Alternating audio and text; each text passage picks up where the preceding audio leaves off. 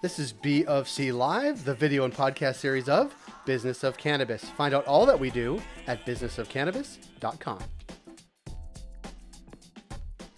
Coming up on our BofC Live conversation, we connect with Owen Allerton, where he will share both his startup story and how his shop has launched and how it's going. His shop is Highland Cannabis in Kitchener, Ontario. This is Owen Allerton.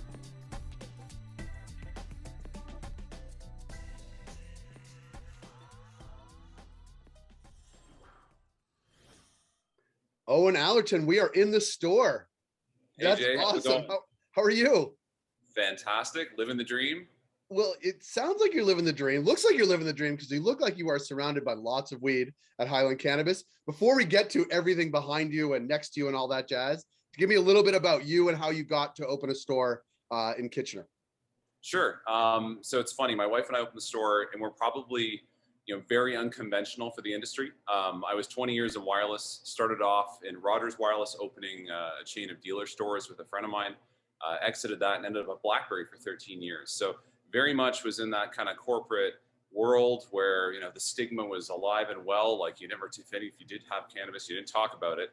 And I was never a really heavy user either. It was like, once or twice a summer, someone might bring a joint to the cottage and you had no idea what you were smoking. Right. And it would sort of melt you into the surrounding environments. My wife would laugh at me for going to sleep on a piece of exposed Canadian shield and feeling like I was at one with the universe. Very relatable. That's very relatable.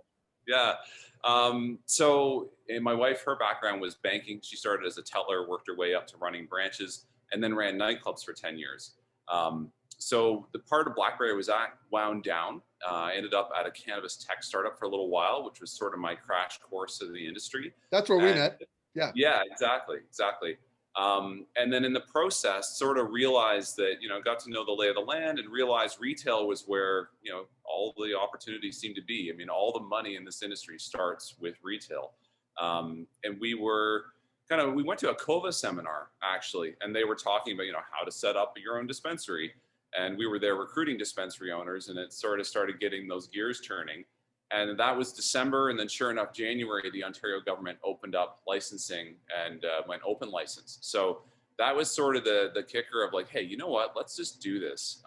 We were fortunate enough to have saved up some resources, some rental properties, which we sold to just dive in and open our own store.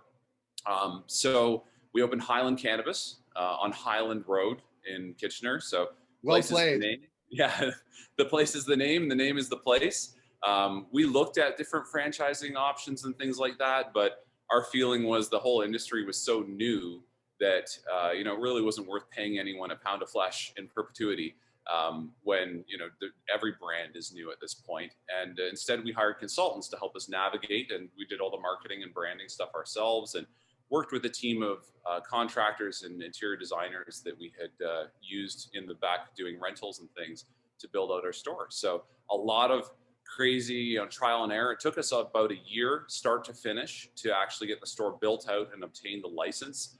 That licensing process and the queue waiting for your license was very nerve-wracking, but they did speed up the pace of issuing the licenses. And we finally opened in January 12th of 2021. So it's been over a year since you've been open. And yes. Can you show us, is it weird to ask you to show us around? Because we were talking a little bit before we came on, and I think you have a different setup than many or most.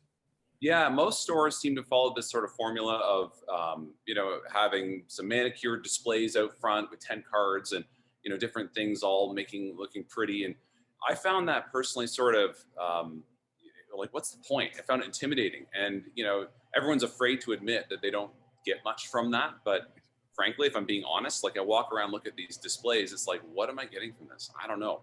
So one of the things we did early on was visit tons of different stores all across Ontario and some in the US. And we took what we liked best of some of those stores and then built on it. And so our model is a people-heavy model. We have 25 employees. Wow. All our product is out on the floor.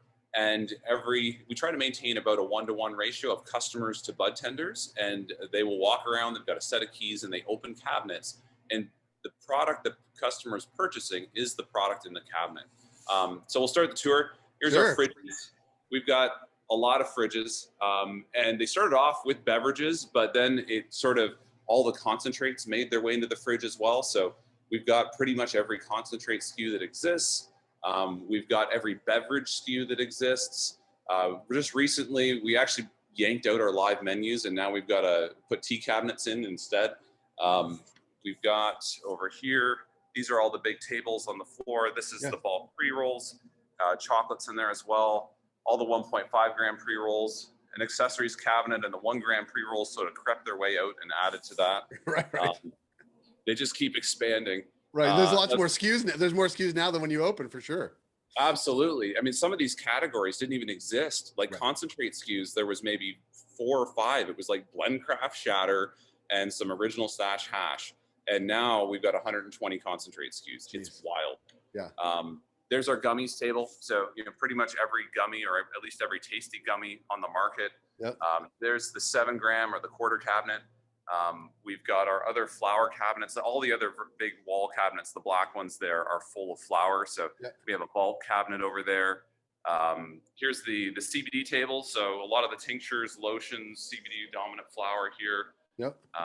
We have a separate display case all for vape carts. So the 1 grammers, and we like to keep the top shelf live resin carts on the top shelf. So, of course. I like it. Imagine that. And then this is a really premium craft cabinet with all the higher end stuff, Broken Coast and Ogen and whatnot. Yep. And then some more vape carts, and then there's the bulk cabinet. So nice. Yeah, the typical tour. I mean, we have a big store. It's about 3,000 square feet. Wow. And again, that vibe, this is where my wife's experience running the nightclub, Nikki, it really comes in, because when you come in here in the evening, we sort of let the staff have at it with the playlist, and it feels more like a party than coming into a cannabis store. So people just, we get to know our community, and the community's responded really well to it. And people just love coming in, and it's almost like they're hanging out with us, which during COVID, I feel like part of our value proposition has been like, hey, come on in. Human contact. Yeah. We have people. We're allowed to be open. And actually, I want to ask you that question, because obviously January 2021 through, today, beginning of March 2022, it's all been COVID, right? We have some people who've come on who were open before and now are not, but most people who open their stores during some time between March 2020 and now, is that, I mean, it must be exciting to say, you know what, we're about to really open with no restrictions. People are excited to be out again. Shoot, this week I went to the first Raptors game with no capacity limits. Like there's something happening that is very exciting, that people are sort of out and about, but you've seen that a bit in your store. But do you expect that to continue as the days and months roll on, that like you have a big store, people are going to want to be there and like spend time because you have lots of SKUs, great staff? Like, is that part of the game plan? Absolutely. I think I expect this summer to be just bonkers. I mean, we are, even without the capacity limits, our store capacity was 30 people. Wow. So as they reduced it, it was still able to fit a lot. One of the things we did, these are COVID air filters. We spent about 15 grand on these guys. They're HEPA, UVA, UVC. We put 2 of them in, even though 1 would have done the entire space. Right. There's Damien, one of our budtenders, just on his way. What's up, Damien? And, again, we built during the pandemic, so we prepared for it. Yeah. We put actual glass in at the point of sale instead of the plastic temporary measures, that sort of stuff. Yeah. But I think, it's already been sort of, the momentum keeps snowballing. And when we open up completely, I think the summer is going to be crazy. So I think it's going to be good for the whole industry that people are getting out and about. Because, what we've already seen is like long weekends, vacation time, any sort of occasion. People seem to go up and stock up on cannabis products, whether it's, the people new to the industry grabbing all the gummies, or if it's, people buying an ounce bag because they're going camping for the weekend. The only long weekend that bucked that trend was Thanksgiving. And in retrospect, I'm like, right, because they're getting together with family and they got to hide it from grandma. So then they should be at the gummy table, because that's really the way to get through Thanksgiving, as far as I can tell. I want to go back to your beverages, because we're talking about summer, obviously. And like, the SKUs are developing so quickly now. And you talked about, your fridge is huge. That's, anybody who's been to these stores know that you have a huge fridge. Like, are people exploring, like coming in and saying, I want to try 4 different beverages because they're all different sizes, taste, power, potency, all that jazz? Like, are people sort of coming in because they see all the products on the floor? Is that enhancing their sort of uptake and and attachment rates, like all the things that, we talk about sort of being a Absolutely. good retailer? I think one thing with beverages, there it's very much like a sampling sort of approach. Having the giant fridge and all these things here, we'll get customers that come in to grab whatever else they're after, and then they'll grab one or two, or I haven't tried this one yet. Right now, it feels like the different LPs are really like throwing spaghetti at the wall and seeing what sticks. There's not a lot of brand loyalty at all. I mean, I think there's some customers that land on one they like, but it's more, I think, taste driven, taste and effects. So there's this sort of, hey, this is a reasonable deal. It's 10 milligram THC drink or whatever it is. They might land on one they like, but there's a ton of experimentation. There's only like one or two standout hits, which are sort of, stuff that tastes good and are lower-ish in sugar. But again, people are just trying everything under the sun. Like you said, every new big OCS product drop, there's probably 10 new beverages, and we just make room for them and squeeze them in. Instead of one shelf having 2 drinks, now it's got 4. They're multiplying. Right. I want to ask you, because obviously you've been in business. It took a while to get the license, obviously, like it had everybody, and now you've been open for a year. Anything that surprised you, either positively or negatively, sort of looking back on that experience, that maybe you would have done differently or slightly differently had you known what you know now? I don't know. I mean, sometimes I question our own sanity as we dove through that process, because there was so much we didn't know at every step of the way. But working with the right consultants, working with Kova, they were a huge help. I gotta give props to James Manning from Kova. That guy was like our tour guide, because he was so connected in the industry. He helped us connect with everyone. So I feel like we figured things out in a really, we didn't know it all at the beginning, but we figured it out as we went. And I'm pretty happy with almost every move we've made. There's a few things, like perhaps I might have built my vault more like a refrigerator, knowing what I do now, right. Because it's, learned the importance of preserving the terps and preventing off-gassing. We've got humidity control and temperature control in our vault, but I probably would have gone all out and done it like one of those fridges they build for restaurants. But I can walk in a fridge, yeah. But generally speaking, I mean, we're super happy with everything we did here, and it's been a learning process. Like, obviously launching and then figuring out the SKUs and then keeping up with the OCS as they keep introducing new products. That it's been a really wild ride. But I mean, I think the key thing is that we just stayed really focused on making our customers happy. And there's a lot of different folks in this space, and some of them, some of the big corporate chains seem a little cold and detached. So I think the key thing for us, and I would say to anybody listening, watching, find your local independent and, get to know them and hopefully build a relationship and try to support those independents. Because the thing that was interesting to me is, again, the breadth of different stores all over the place, but I really love to hear the stories for the small guys that are just being authentic and being real and doing a great job. No ties, no backroom deals going on, pushing certain, big corporate cannabis. We try to keep that stuff out of here. I pride myself on not having any daily special in the store. So, well, that's a good idea. I want to get people to you. You can go to highland.com, which I love. That's such a good domain. Where you like, when you got that, you come from your tech background, we're like, oh my God, this is like the best domain ever. Yeah. We were basically realized that a lot of people who smoke a lot of weed have a big problem spelling cannabis accurately. But Highland land, they don't.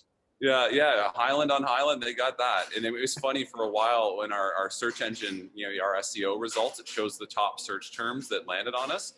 Because of the typo, Highland Cannabis was trending. So if you type Highland, it would autocomplete cannibals. And it's like, so it's sort of this joke around here that we're the Highland Cannibals. But well, eating really. The big chains is what we'll say. How's that? Yeah. Well, Owen, I really appreciate you taking time, giving us a tour. I can't wait to get out there. I'm going to plan my summer or the next couple months around getting out to take a look, because I like over your left shoulder, the sort of gummy cabinet is super interesting. I don't think I've seen all the beverages in one place or all those things in one place, aside from on a website. But to see them all lined up, it'll be interesting to sort of just look and compare and sort of see how things stand out vis-a-vis each other. Absolutely love it. Can't wait to have you out, Jane. Thanks for having us on. Well, congratulations on getting the license, on being open for a year, on doing great work and having a really interesting approach to all you do. So thanks for making time. Our pleasure. See you around. See you soon.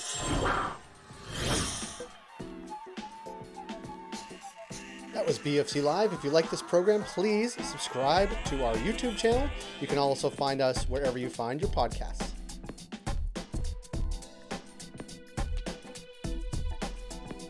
We're able to do what we do because of ongoing partnerships with Alterna Savings, Cannabis at Work, Cannabis Benchmark, Ken Delta, Gallagher, Headset, and Torque & Mains. Find out all that we do at businessofcannabis.com.